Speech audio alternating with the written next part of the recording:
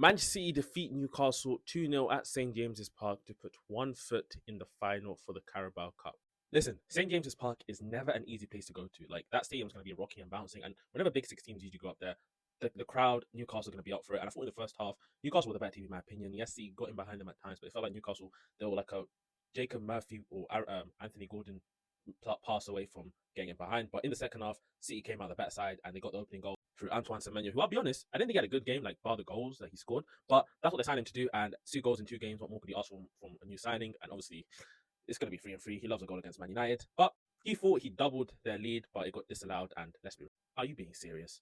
Like, if Haaland is offside, how is he interfering with play? I think Nick Pope should be doing better for that goal, and he's nowhere near Nick Pope in my opinion. So VAR got that one wrong, and it took 6 whole minutes to get to that decision. Like, come on! But it did seem like that disallowed goal kind of encouraged Newcastle to step up because they made the substitutions right after that. They brought on Walkmada, they brought on Elanga, they brought on Tonali, and they started pushing. And credit where credit's due for James Trafford. I thought he stepped up. Today made some big saves. That's now back-to-back games where he's kept where he's only seen 1 goal. And listen, I feel bad for him because he's number 2, but when you're behind Donnarumma, who's arguably a top 5 goalkeeper on the planet, it is a bit. This is like when Kelleher was like Alisson's number 2, or like Ludin was Courtois' number 2. So it is what it is, man.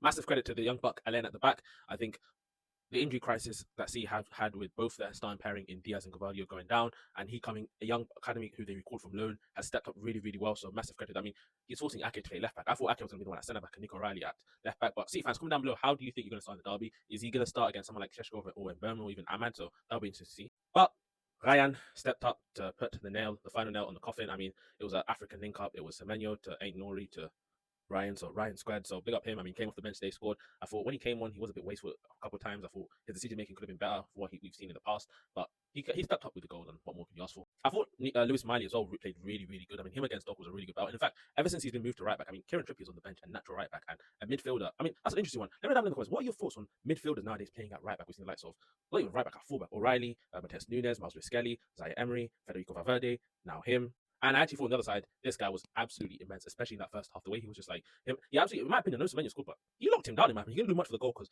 Bernardo Silva's like the touch from Bernardo Silva kind of takes it away from him, but he looks really, really good. And I'll be honest, for England, I think he should be England's starting left back come World Cup. I mean, big respect to Nico Riley, Miles Skelly, Jed Spence, but I think what this guy offers, especially a naturally left-footed right back, is much, much better. Listen, overall, Manchester City get the win, and listen, next up for them is the big one, the Manchester Derby. I know how Man United have been poor in the last couple of games, but listen, form does go out the window in those type of games. And listen, now that the second leg is at the Etihad, they can 2-0 up. They can take the foot off the pedal and maybe rotate a bit. But yeah, that's my thoughts on this game. Let me know down below in the comments about this match. And as always, remember to like and follow for more. It doesn't cost much. Bye.